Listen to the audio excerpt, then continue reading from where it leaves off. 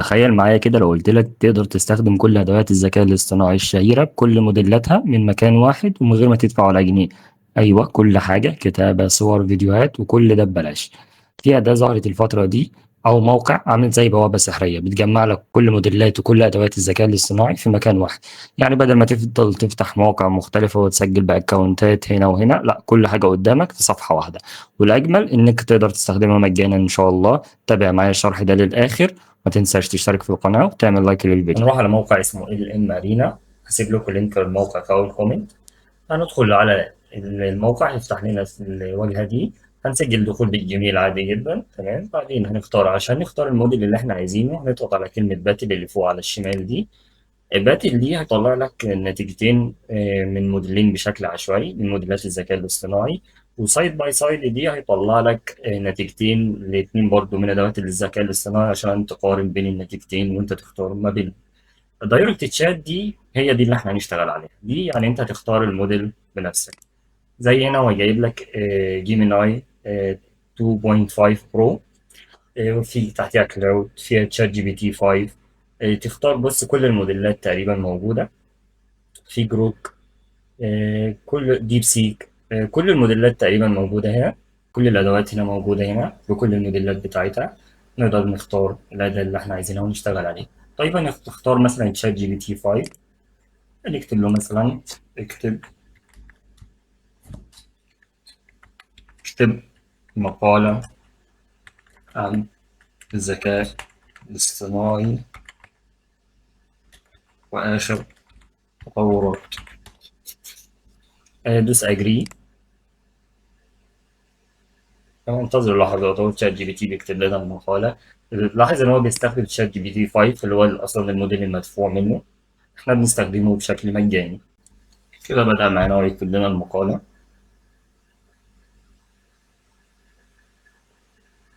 يكتب المقالة بالتفصيل وبيقسمها لأجزاء. تمام، بعد ما يخلص نقدر نخليه يحولها لوورد أو بي دي إف. تمام، ده لو احنا عايزينه يكتب مقالة. برضه هنشتغل مع بعض ازاي نعمل صور وبالأدوات اللي احنا محتاجينها زي النانو بنانا وغيرها. تمام، كده خلاص كتب المقالة. نقدر نحولها زي ما قلنا لأي ملف احنا عايزينه، زي مثلا بي دي اف او.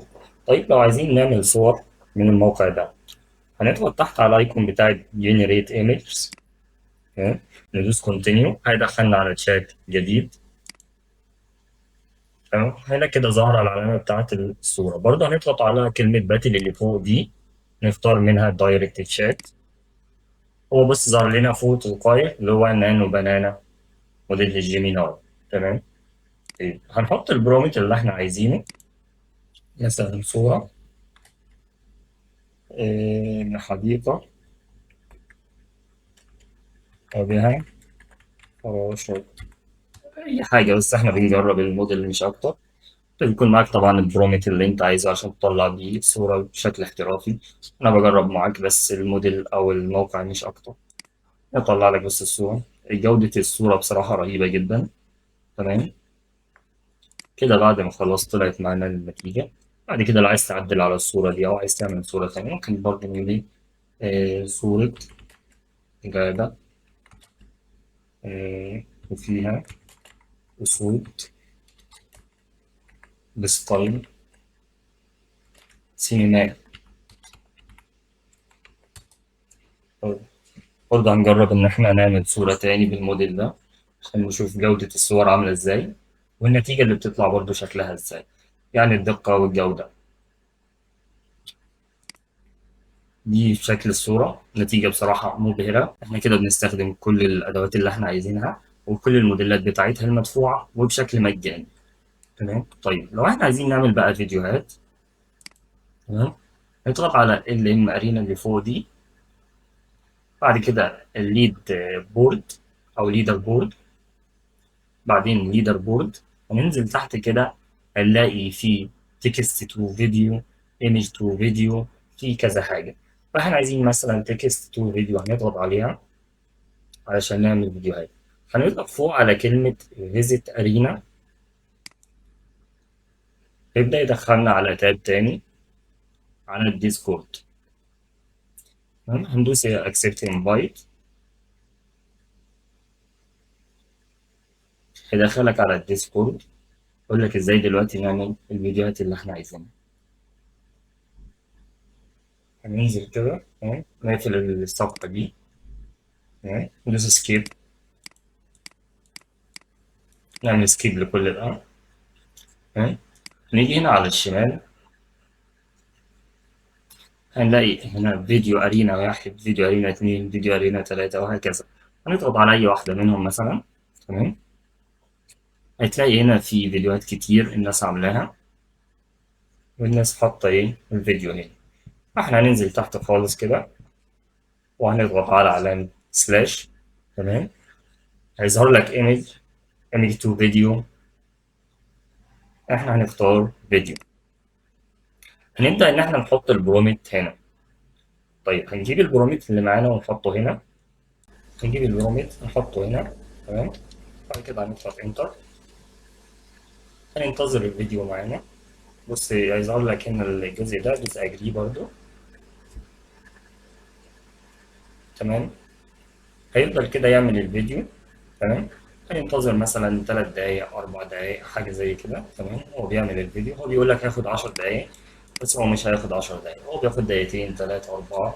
حتى لو هياخد 10 دقايق مفيش مشكلة، انت سيبه يشتغل، ولما يخلص الفيديو هتلاقيه يظهر لك هنا. هننتظر الفيديو يظهر وهنشوف النتيجة برضو مع بعض.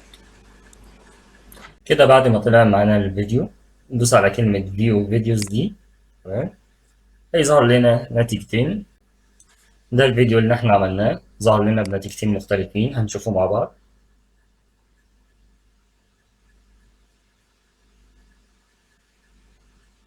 جودة الفيديو رهيبة بصراحة، طالع مدة الفيديو 11 ثانية بس، فيهم الجزء الأخير بتاع الموقع نفسه.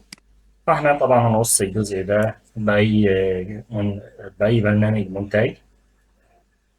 شوف برضه الفيديو التاني اللي ظهر، جودة الفيديو بصراحة ممتازة جدا. دي الفيديوهات بعد مثلا. طيب هنرجع تاني للموقع كده. بعد ما رجعنا تاني للموقع، في خيار اللي هو بابس اند ويب سايتس. ده تقدر تعمل ابلكيشن او ويب سايت كامل عن طريق ان انت بتوصف له اللي انت عايزه، وبعد كده هو بيدي لك كود كامل وجاهز.